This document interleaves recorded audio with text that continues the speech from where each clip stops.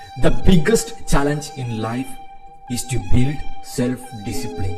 സക്സസിന് 1000 വഴികളും 1000 റൂൾസും എല്ലാം കാണും. പക്ഷേ ഇതെല്ലാം ബേസ് ചെയ്തിരിക്കുന്നത് ഒരൊറ്റ റൂളിലാണ്, ഒരൊറ്റ കാര്യത്തിലാണ്. And that is self discipline.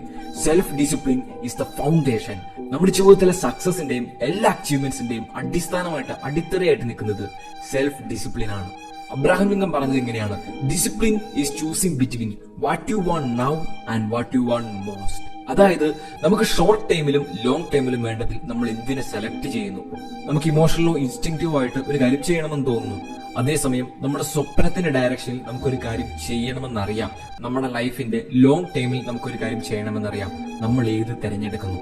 ഈ ഡിസിഷൻ മേക്കിംഗ് ആണ് ലൈഫിന്റെ അടിസ്ഥാനം. നമ്മുടെ സന്തോഷത്തിന്റെയും നമ്മുടെ ലൈഫിൽ നമുക്ക് കിട്ടുന്ന സാറ്റിസ്ഫാക്ഷന്റെയും ഫുൾഫിൽമെന്റിന്റെയും സ്വപ്നങ്ങൾ നേടിയെടുക്കുന്നതിന്റെയും എല്ലാം അടിസ്ഥാനം സെൽഫ് ഡിസിപ്ലിൻ ആണ്. സെൽഫ് ഡിസിപ്ലിൻ ബിൽഡ് ചെയ്യാനുള്ള 5 കാര്യങ്ങളാണ് ഇന്നത്തെ വീഡിയോയിൽ. ഒന്നാമത്തെ കാര്യം, നോ യുവർ സെൽഫ്. ഇത് വളരെ സിമ്പിൾ ആയിട്ടുള്ള ഒരു കാര്യമാണെന്ന് പറയുമ്പോൾ പോലും ഭയങ്കര ഡീപ്പാണ്. നമ്മുടെ സ്ട്രെങ്തുകളും നമ്മുടെ വീക്ക്നെസ്സുകളും മനസ്സിലാക്കുക, നമ്മൾ എന്താണെന്ന് മനസ്സിലാക്കുക. നമുക്ക് പലപ്പോഴും ജീവിതത്തിൽ ഏറ്റവും അറിയാൻ സാധ്യതയുള്ളത്, ഏറ്റവും പഠിക്കാൻ സാധ്യതയുള്ളത് നമ്മളെ കുറിച്ച് തന്നെയാണ്. പക്ഷേ നമുക്ക് ഏറ്റവും കുറച്ചറിയുന്നതും നമ്മളെ കുറിച്ച് തന്നെയാണ്. Self awareness. നമ്മൾ എന്തുകൊണ്ട് ഒരു കാര്യം ചെയ്യുന്നു, നമ്മുടെ ശീലങ്ങൾ എന്താണ്, എവിടെയാണ് എന്റെ വീക്ക്നെസ്സുകൾ ഇരിക്കുന്നത്, എവിടെയാണ് എനിക്ക് ഏറ്റവും കൂടുതൽ സ്കോപ്പ് ഉള്ളത്, ഇത് നമ്മുടെ ഉള്ളിലേക്ക് തന്നെ നോക്കി നമ്മുടെ കൂടെ തന്നെ സമയം ചെലവഴിച്ച് നമ്മൾ ചെയ്യുന്ന കാര്യങ്ങൾ അനലൈസ് ചെയ്ത് നമ്മളെ തന്നെ പഠിക്കുക, നമ്മളെ തന്നെ മനസ്സിലാക്കുക. ഇതിനെ ബേസ് ചെയ്തിട്ട് നമ്മൾ ആക്ഷൻസ് എടുക്കാൻ തുടങ്ങുമ്പോൾ നമുക്ക് കുറച്ചുകൂടി എളുപ്പമാകും. കാരണം നമുക്കറിയാം നമ്മുടെ സ്ട്രോങ് പൊസിഷൻസ് എവിടെയാണ്, നമുക്ക് എവിടെയാണ് പെട്ടെന്ന് ചെയ്യാൻ പറ്റുന്നത്, നമുക്ക് എവിടെയാണ് റെസിസ്റ്റൻസ് ഫീൽ ചെയ്യാൻ പോകുന്നത്, നമുക്ക് മടി തോന്നാൻ പോകുന്നത് ഏത് ഏരിയയിലാണ്, നമുക്ക് അതിനനുസരിച്ച് അവിടെ കൂടുതൽ എനർജി ഇടാൻ പറ്റും. നമ്മുടെ കംഫർട്ട് സോൺസ് ഏതാണെന്ന് മനസ്സിലാക്കുക, അതിന്റെ പുറത്തിറങ്ങാൻ മനഃപൂർവ്വം പരിശ്രമിക്കുക. ഇതെല്ലാം നമ്മളെ തന്നെ മനസ്സിലാക്കുന്നിടത്താണ് സ്റ്റാർട്ട് ചെയ്യുന്നത്. So no your self, no your strengths and weakness. രണ്ടാമത്തെ കാര്യമാണ് അവോയ്ഡ് ടെംപ്ടേഷൻ. നമ്മൾ സെൽഫ് ഡിസിപ്ലിൻ എന്ന് പറയുമ്പോൾ പലപ്പോഴും എല്ലാത്തിനോടും എക്സ്പോസ്ഡ് ആയിട്ട് എല്ലാം പിടിച്ചു നിർത്താൻ പറ്റും എന്ന് വിചാരിക്കരുത്. നമ്മുടെ ബ്രെയിനിനെ സംബന്ധിച്ച് അത് എളുപ്പമല്ല. നമ്മുടെ ബ്രെയിൻ എങ്ങനെയാണ് ഡിസൈൻ ചെയ്യപ്പെട്ടിരിക്കുന്നത് എന്ന് ചോദിച്ചു കഴിഞ്ഞാൽ എന്ത് കാര്യം ചെയ്യാനും ഒരു ട്രിഗർ കാണും. ഒരു മിഠായി കാണുമ്പോഴാണ് നമുക്ക് തിന്നാൻ തോന്നുന്നത്. നമ്മുടെ ബ്രെയിൻ ഇങ്ങനെ ഓരോ ആക്ടിവിറ്റീസും കണക്ട് ചെയ്ത് വെച്ചിട്ടുണ്ട്. നമുക്കൊരു ഫോൺ കാണുമ്പോഴാണ് അത് എടുത്ത് നോക്കാൻ തോന്നുന്നത്. നമ്മുടെ ഫോൺ അടുത്തിരിക്കുമ്പോഴാണ് നമുക്ക് എടുത്തൊന്ന് സ്ക്രോൾ ചെയ്യാൻ തോന്നുന്നത്. ആ ഒരു ടെംപ്ടേഷൻ ഒഴിവാക്കുക എന്നുള്ളതാണ്. നമ്മുടെ എനർജിയും നമ്മുടെ വിൽ പവർ മാക്സിമം പ്രൊട്ടക്ട് ചെയ്യുക എന്നുള്ളതാണ്. നമുക്ക് ഫോൺ ഉപയോഗിക്കാതിരിക്കണം, നമ്മുടെ ഫോൺ ഉപയോഗം കുറയ്ക്കണം. കുറെ സമയത്തേക്ക് ഫോൺ മറ്റൊരു മുറിയിൽ മാറ്റിവെക്കുക.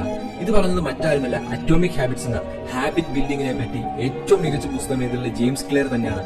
അദ്ദേഹമാണ് ഇത് പറയുന്നത്. അതായത് ഈ വിഷയത്തിൽ ഇത്രയും പ്രാഗൽഭ്യമുള്ള അദ്ദേഹമാണ് പറയുന്നത്. അദ്ദേഹം പോലും ഇതിനെ അതിജീവിക്കുന്നത് മൊബൈൽ ഫോൺ മാറ്റിവെച്ചിട്ടാണെന്ന്. ഉച്ചവരെയുള്ള സമയത്ത് അദ്ദേഹം മൊബൈൽ ഫോൺ മറ്റൊരു മുറിയിൽ മാറ്റിവെക്കും. ആ സമയത്ത് വർക്ക് ചെയ്യാനായിട്ട് മാത്രം കോൺസെൻട്രേറ്റ് ചെയ്യും. കാരണം മറ്റേത് മനുഷ്യനെയും പോലെ മൊബൈൽ ഫോൺ കണ്ടാൽ താൻ എടുക്കും, താൻ സ്ക്രോൾ ചെയ്യുമെന്നാണ് അദ്ദേഹം പറയുന്നത്.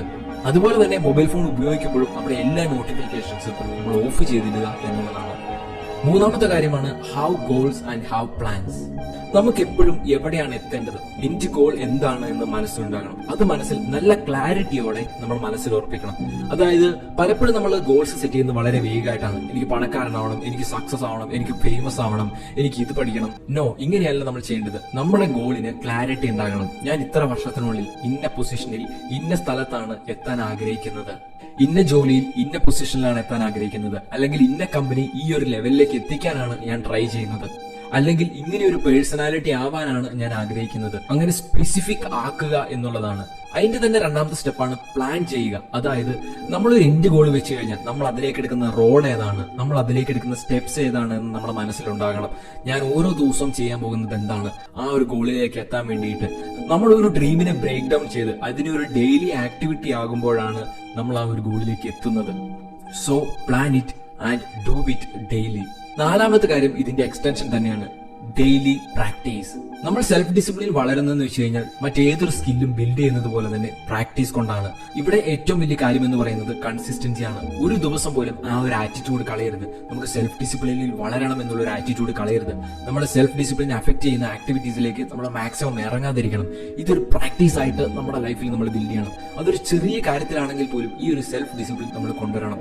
നമ്മുടെ ഇൻസ്റ്റിങ്സിനും നമ്മുടെ ഒരു ഓട്ടോമാറ്റിക് റിയാക്ഷൻസിനും എല്ലാം നമ്മളൊരു കൺട്രോൾ വെക്കണം. നമ്മളൊരു കരിങ്കല്ലിൽ ആണി കൊണ്ട് എഴുതുമ്പോൾ ആദ്യം തെളിഞ്ഞു വരില്ല, പക്ഷെ അതിന് മുകളിൽ തന്നെ നമ്മൾ വീണ്ടും വീണ്ടും വരയ്ക്കാനായിട്ട് തുടങ്ങുമ്പോൾ പതിയെ നല്ല തെളിച്ചത്തിൽ അവിടെ തെളിഞ്ഞു വരും. ഇതുപോലെ തന്നെയാണ് നമ്മൾ പ്രാക്ടീസ് എന്ന് പറയുന്നതും. നമുക്ക് രാവിലെ എഴുന്നേക്കാനായിട്ട് അലാറം സ്നൂസ് ചെയ്യാൻ തോന്നുമ്പോൾ ജസ്റ്റ് അത് സ്നൂസ് ചെയ്യാതെ ഒന്ന് എഴുന്നേറ്റ് നോക്കുക. നമുക്കൊരു മിഠായിയോ അങ്ങനെ എന്തെങ്കിലുമൊക്കെ കഴിക്കണമെന്ന് തോന്നുമ്പോൾ ചെറിയൊരു സെൽഫ് ഡിസിപ്ലിൻ അവിടെ ഒന്ന് ഇട്ട് നോക്കുക. രാവിലെ എഴുന്നേൽക്കുമ്പോൾ പുതപ്പ് മടക്കി വെക്കാനായിട്ട് ജസ്റ്റ് ഒന്ന് ട്രൈ ചെയ്ത് നോക്കുക. ഇങ്ങനെ ചെറിയ ചെറിയ സെൽഫ് ഡിസിപ്ലിൻ നമ്മുടെ ജീവിതത്തിലേക്ക് കൊണ്ടുവരിക എന്നുള്ളതാണ്. ആദ്യം നമുക്കിത് പാടായിട്ട് തോന്നിയാലും നമ്മുടെ മറ്റെല്ലാ കാര്യത്തിലേക്ക് വരുമ്പോൾ നമ്മുടെ സെൽഫ് ഡിസിപ്ലിൻ കൂടുന്നത് കൊണ്ട് നമുക്കത് എളുപ്പമായിക്കൊണ്ടിരിക്കും. ഇനി 5ാമത്തെ കാര്യമാണ് ഫോർഗീവ് യുവർ സെൽഫ്. നമ്മൾ ഇങ്ങനെയെല്ലാം പറഞ്ഞാലും നമ്മൾ പലപ്പോഴും വീണുപോകും. നമ്മുടെ ലൈഫിൽ പല മിസ്റ്റേക്സും ഉണ്ടാവും. നമ്മൾ ആഗ്രഹിക്കുന്നത് പോലെ കാര്യങ്ങൾ നടക്കില്ല. അതിനെക്കുറിച്ച് ചിന്തിച്ച് അതിനെക്കുറിച്ച് സമയം കളയാതെ സ്വയം കുറ്റപ്പെടുത്താതെ മൂവ് ഓൺ ചെയ്യുക എന്നുള്ളതാണ്. അത് കഴിഞ്ഞു. That is part of our journey, that is part of our growth. അങ്ങനെ മിസ്റ്റേക്സ് ചെയ്യാൻ നമുക്ക് തന്നെ സ്പേസ് കൊടുക്കുക എന്നുള്ളതാണ്. ഒരു തെറ്റിനെ, ഒരു ഫെയിലിയറിനെ നമ്മുടെ ജേർണി ബ്രേക്ക് ചെയ്യാനായിട്ട് നമ്മൾ അനുവദിക്കരുത്. ഇനി ഇതെല്ലാം കഴിഞ്ഞ് നമ്മൾ ഇടയ്ക്കിടയ്ക്ക് നമ്മളെ തന്നെ ചെക്ക് ചെയ്യുക, അക്കൗണ്ടബിൾ ആയിട്ടിരിക്കുക, എഴുതുക. ഞാൻ എങ്ങനെയാണ് എന്റെ ഡെവലപ്മെന്റ് ഇപ്പോൾ നടത്തിക്കൊണ്ടിരിക്കുന്നത്, ഏത് ദിവസമാണ് ഞാൻ മിസ്സാക്കിയത്, എവിടെയാണ് എനിക്ക് മിസ്റ്റേക്ക് പറ്റിയത്, അതിന് വീണ്ടും എന്റെ ജീവിതത്തിൽ നടക്കില്ല എന്ന് ഉറപ്പുവരുത്തുക. സോ സെൽഫ് ഡിസിപ്ലിൻ ബിൽഡ് ചെയ്യാൻ no your self, avoid temptations, fix your goals, practice daily, forgive yourself. Discipline is the one rule where all other rules stand. Inspiring.